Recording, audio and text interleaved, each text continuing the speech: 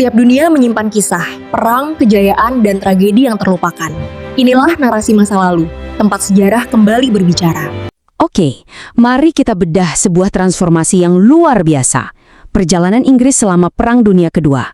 Ini bukan sekedar cerita perang loh, tapi ini tentang gimana sebuah negara yang tadinya terlena sama kemenangan, tiba-tiba harus bangkit buat menghadapi ancaman paling mematikan dalam sejarahnya. Dah, ini dia pertanyaan intinya. Gimana ceritanya Inggris, yang notabene pemenang Perang Dunia Pertama, kok bisa sampai sama sekali nggak siap waktu perang besar berikutnya datang cuma 20 tahun kemudian? Apa sih yang sebenarnya terjadi? Coba deh bayangin kontrasnya. Tahun 1918, suasananya itu penuh harapan. Mereka bahkan bilang ini perang yang akan mengakhiri semua perang. Tapi keyakinan buta inilah yang justru bikin mereka lengah. Seolah-olah perdamaian itu bakal abadi dengan sendirinya. Jadi kita bakal menelusuri perjalanan yang luar biasa ini. Dari negara yang nyaris hancur sampai akhirnya bisa bangkit dan meraih kemenangan. Sebuah perjalanan yang gak cuma mengubah Inggris, tapi juga peta dunia selamanya. Tapi, ya, ini bukan cerita kepahlawanan yang lurus-lurus aja.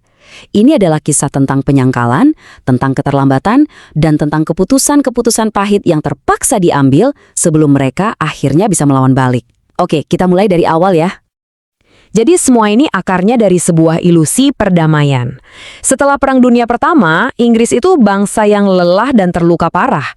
Mereka lebih milih buat nutup mata dari badai yang sebenarnya udah mulai terbentuk di seberang lautan.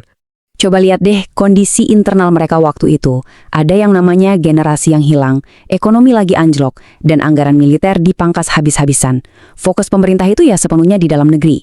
Jadi, waktu ada ancaman mulai muncul di Eropa, buat kebanyakan orang Inggris itu rasanya jauh banget, dan bukan urusan mereka. Dan sementara Inggris sibuk sama urusannya sendiri, di seberang sana, agresi Jerman itu terus merayap. Setiap langkah, dari Rhineland sampai Cekoslovakia, itu sebenarnya ujian buat kebijakan peredaan Inggris. Mereka terus berharap Hitler bisa dipuaskan dengan kompromi. Tapi ya, harapan itu sia-sia belaka. Di sini kita bisa lihat dua dunia yang beda banget kan? Di satu sisi ada Jerman yang lagi gila-gilaan membangun mesin perangnya dengan semangat balas dendam. Di sisi lain, ada Inggris yang mati-matian berpegang pada diplomasi biar nggak ada perang lagi. Ini sebuah kesalahan perhitungan yang fatal. Tapi ilusi perdamaian itu akhirnya pecah berkeping-keping.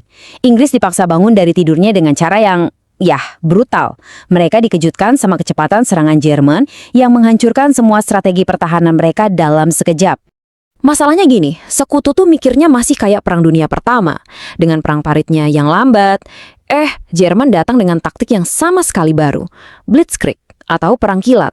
Mereka gerak cepat banget, nembus hutan yang dianggap nggak mungkin dilewati, sampai pertahanan Prancis yang katanya kokoh itu runtuh cuma dalam hitungan minggu. Terus, di tengah-tengah kekacauan itu, terjadilah yang namanya keajaiban Dunkirk. 338.000 tentara yang kejebak berhasil diselamatkan, diangkut sama semua jenis kapal, dari kapal perang sampai perahu nelayan sipil. Ini memang momen penyelamatan yang heroik, tapi jangan salah, ini juga penanda kekalahan telak sekutu di daratan Eropa. Prancis sudah jatuh. Sekarang Inggris benar-benar sendirian. Coba dibayangin posisinya.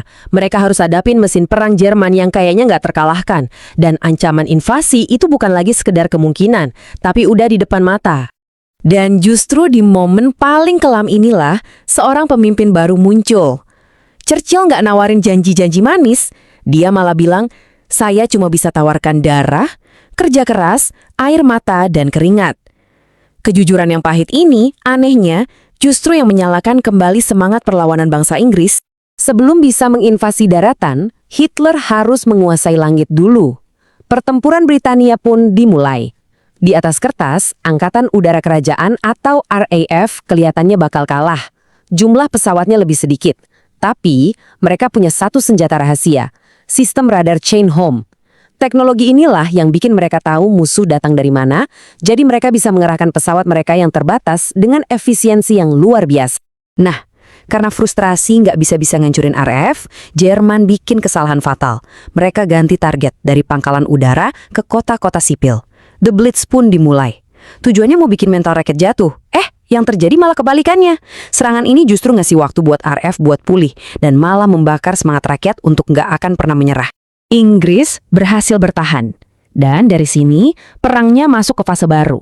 Konflik ini jadi global, yang secara nggak terduga malah mengurangi tekanan langsung ke Inggris dan mulai membentuk aliansi yang pada akhirnya akan membalikan keadaan.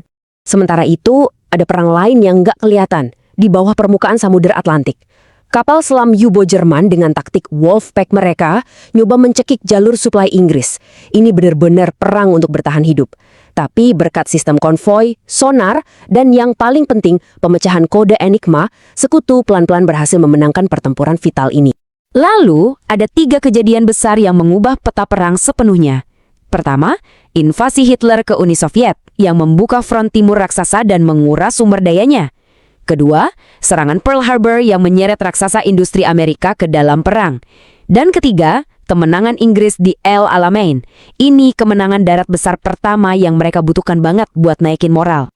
Oke, sekarang kita masuk ke babak akhir, serangan balik. Dengan Jerman yang sekarang harus bertempur di 2 front dan kekuatan industri Amerika di belakang mereka, sekutu, termasuk Inggris, akhirnya beralih dari posisi bertahan jadi memimpin invasi untuk membebaskan Eropa.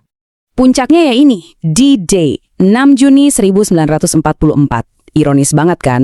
Inggris, negara yang beberapa tahun lalu hampir diinvasi, sekarang malah jadi pangkalan utama buat invasi terbesar sepanjang sejarah. Dari pantai selatannya, armada raksasa bergerak untuk memulai akhir dari rezim Nazi di Eropa. Setelah pendaratan di Normandia, momentumnya udah nggak bisa dibendung lagi. Jerman sempat sih nyoba serangan terakhir yang putus asa dalam pertempuran Bulge, tapi itu nggak cukup. Pasukan sekutu dari barat dan Soviet dari timur terus merangsek, sampai akhirnya pada 8 Mei 1945, perang di Eropa selesai. Perangnya sih menang, tapi kemenangannya itu dibayar mahal banget. Ini mengubah posisi Inggris di panggung dunia dan juga masyarakatnya sendiri. Jadi, apa sebetulnya warisan dari semua ini? Nah, ini dia paradoks besarnya. Mereka memenangkan perang, tapi kehilangan imperium mereka. Ekonominya hancur lebur, tapi pengalaman kebersamaan selama perang justru melahirkan reformasi sosial besar seperti layanan kesehatan nasional atau NHS. Dan di panggung dunia, pemain utamanya udah ganti. Sekarang ada Amerika Serikat dan Uni Soviet. Pada akhirnya, kisah Inggris di Perang Dunia Kedua ini jadi pengingat yang, kuat banget ya, bahwa sejarah itu nggak selalu ditentukan oleh kekuatan terbesar, tapi oleh mereka yang memilih untuk tetap berdiri teguh, bahkan ketika segalanya kelihatan akan runtuh. Sebuah pelajaran tentang ketahanan yang, kalau dipikir-pikir, mungkin masih relevan banget sampai hari ini.